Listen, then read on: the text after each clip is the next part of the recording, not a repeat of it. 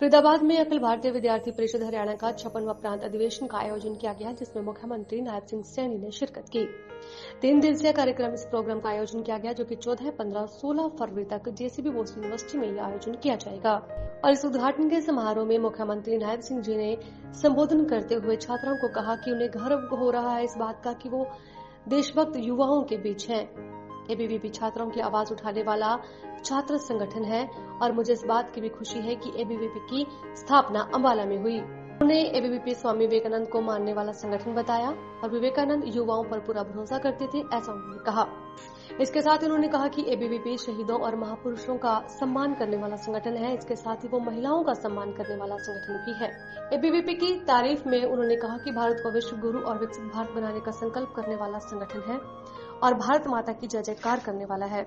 उन्होंने कहा कि आजादी के बाद देश के युवाओं को सही दिशा मिले, इसके लिए परिषद ने ज्ञानशील एकता का मंत्र छात्र युवाओं को दिया और उन्हें लगता है कि विद्यार्थी परिषद छात्र जीवन में ही युवाओं को जीवन दृष्टि देता है, जीने का ढंग देता है, उनमें राष्ट्र भक्ति जागृत करता है। और ये उसी का परिणाम है कि राजनीति सहित हर क्षेत्र में विद्यार्थी परिषद के कार्यकर्ता अग्रणी भूमि निभाकर अपना अहम योगदान दे रहे हैं, जो कि सामान्य घरों से निकले हैं। इसके साथ ही उन्होंने कहा कि प्रधानमंत्री श्री नरेंद्र मोदी जी लगभग 35 सालों के बाद भारत में नई राष्ट्रीय शिक्षा नीति लाए हैं और इस राष्ट्रीय शिक्षा नीति में एबीवीपी के कार्यकर्ताओं की अहम भूमिका रही है। उन्होंने कहा कि आज की जरूरतों के हिसाब से न्यू नेशनल एजुकेशन पॉलिसी हमें आत्मनिर्भर भारत बनने, शिक्षा में कई नए इनोवेशन करने, modern technology, online education, digital education, art and culture education, skills and vocational education और डिस्टेंस एजुकेशन जैसे अनेक विषयों पर ध्यान केंद्रित करती है। और युवा इकट्ठे होकर के मेरे पास आए, मुझे कहने लगे कि मुख्यमंत्री जी आप ये रिजल्ट निकाल दो। मैंने कहा कि निकाल देंगे। और हमारे जो विपक्षी दल हैं, जो युवाओं को रोजगार देने की बात करते थे, वो चीफ इलेक्शन कमीशन पे चले गए, वो हाई कोर्ट गए और जाकर के कहने लगे कि हरियाणा सरकार रिजल्ट निकाल रही है या उसको रोका जाए। चीफ इलेक्शन कमीशन ने एक लेटर जारी किया कि कोड ऑफ कंडक्ट लग रहा है, आप रिजल्ट ना जारी करें। तो मैंने कहा कि हम नहीं करेंगे। युवाओं को ज्यादा चिंता हुई, क्योंकि भय था, एक वातावरण बना हुआ था, वातावरण ऐसा बना हुआ था कि जैसे आज ही सरकार में हम बैठे हैं। और युवाओं को बड़ी दिक्कत, बहुत वो इस बात को लेकर के चिंतित थे कि हमने इतनी मेहनत करके परीक्षा पास की है, हमारा क्या होगा। वो मेरे पास आए, कहने लगे कि आप रिजल्ट निकाल दो। मैंने कहा कि रिजल्ट तो मैं नहीं निकाल सकता, क्योंकि चुनाव आयोग का आदेश आया है, परंतु एक वादा आप लोगों से करता हूं कि मैं सब बाद में लूंगा, पहले आप लोगों का रिजल्ट निकालने का काम हमारी सरकार करेगी, आपको ज्वाइनिंग लेटर दूंगा। मुझे खुशी है हरियाणा प्रदेश के लोगों ने एक बड़ा विश्वास वो किया है और हमने उस बात को पूरा किया है। ये इतिहास की पहली हरियाणा की घटना है कि एक समय के अंदर बिना पर्ची, बिना खर्ची के हरियाणा के 25,000 युवाओं को ज्वाइनिंग लेटर देने का काम ये हमारी सरकार ने किया है। मैंने बाद में साइन किया अपने उसके ऊपर, पहले उनको ज्वाइनिंग लेटर दिया। हमने जो कहा उस बात को पूरा किया है और आज इस बात का चर्चा आज हर गांव के अंदर है, हर मोहल्ले के अंदर है। हमने जो कहा है उसको पूरा किया है। ये विचार की बात है। एक विचार ये है, एक विचार वो है। लोग अंतर महसूस करते हैं कि कौन सा अच्छा है, किसके साथ चलना है, किसके साथ नहीं चलना है, निर्णय लोग करते हैं। मुझे खुशी है हमने पिछले 10 सालों में हरियाणा प्रदेश के अंदर 1,75,000 युवाओं को बिना पर्ची खर्ची के नौकरी देने का काम हमारी सरकार ने किया है। मुझे ये भी खुशी है कि हमने अपने हरियाणा प्रदेश के अंदर जो HKRN पे लगे हुए थे या जो कोई युवा हमारा जो पार्ट 1 में लगा हुआ था, पार्ट 2 में लगा हुआ था, ऐसे 1,20,000 युवाओं को भी सुरक्षित करने का काम ये हमारी सरकार ने किया है। भाइयों, मुझे खुशी है कि हमने हरियाणा में कौशल रोजगार निगम के माध्यम से भी युवाओं को न केवल रोजगार दिया है, बल्कि उन्हें रोजगार की सुरक्षा को न केवल उनको 58 साल तक भी कोई बाहर नहीं कर पाएगा, इसके लिए भी हमने कानून बना करके उनको सुरक्षित करने का काम ये हमारी सरकार ने किया है।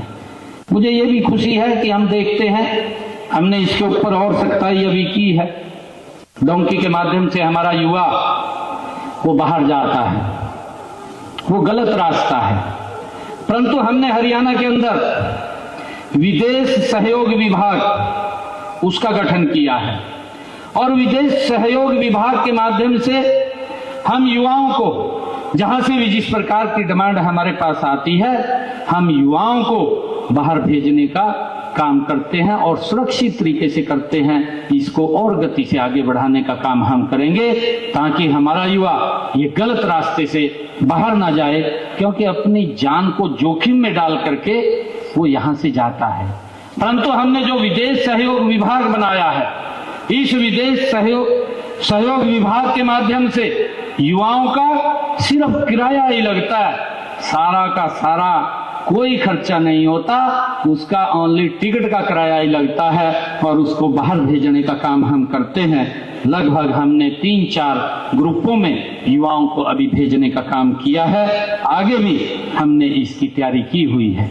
और हमने युवाओं को कॉलेज के अंदर ही हमने ये निर्णय किया कि हमारा युवा अगर बाहर पढ़ने के लिए जाता है, उसका पासपोर्ट भी कॉलेज के अंदर ही बनता है। ऐसे 35,000 युवाओं के पासपोर्ट कॉलेज के अंदर ही बनाने का काम ये हमारी सरकार ने किया है। प्राइवेट क्षेत्र में भी युवाओं को रोजगार के बेहतर अवसर मिल सके, इसके लिए हमने डुअल सिस्टम ऑफ ट्रेनिंग के तहत लगभग 258 उद्योगों के साथ MOU साइन कर युवाओं को व्यावहारिक प्रशिक्षण देने का काम भी हमारी सरकार ने शुरू किया है। हमारा लक्ष्य है कि वर्ष 2030 तक राज्य का हर युवा हुनरमंद हो और वित्तीय रूप से समृद्ध हो, और इसी लक्ष्य की प्राप्ति के लिए हमने स्कूलों के अंदर जो NSQF, कॉलेजों में पहल योजना, विश्वविद्यालयों में इंक्यूबेशन सेंटर्स और तकनीकी संस्थान उद्योगों की जरूरतों के अनुसार प्रशिक्षण के लिए उद्योगों के साथ हमने MOU करने जैसे कारगर कदम हमारी सरकार ने उठाए हैं। हमने शिक्षा के क्षेत्र में भी नई ऊंचाइयों को प्राप्त किया है। शिक्षा में सुधार के लिए उच्चतर शिक्षा परिषद की स्थापना हुई है। हमने हरियाणा प्रदेश के अंदर नए 10 विश्वविद्यालय खोलने का काम वो हमारी सरकार ने पिछले 10 वर्षों में किया है। और इसके साथ साथ हम ये भी देखते हैं कि हमने देखा है कि हमारी बेटियों को दूर पढ़ने के लिए जाना पड़ता था। कई बार माँ बाप जब बेटी दूर जाती थी तो उसको पढ़ने के लिए भी नहीं भेजते थे। उसका मन करता था कि वो पढ़ाई करे, परंतु वातावरण और बाहर जाने से माँ बाप भी डरते थे और उस कारण से उसकी अरमान भी दबते थे। परंतु हमने पिछले 10 वर्षों के अंदर एक योजनाबद्ध तरीके से हरियाणा प्रदेश का पूरा रोड मैप हमने बनाया और उस रोड मैप के अंदर हर 20 किलोमीटर के ऊपर एक राजकीय महाविद्यालय खोलने का काम ये पिछले 10 वर्षों के अंदर हमारी सरकार ने किया है। और मुझे खुशी है कि इन 79 जो हमने महाविद्यालय खोले हैं, इन 79 महाविद्यालयों में से 32 महाविद्यालय ये हमारी बेटियों के लिए हमने खोले हैं। फरीदाबाद से सुनील चौधरी की रिपोर्ट, दैनिक सवेरा।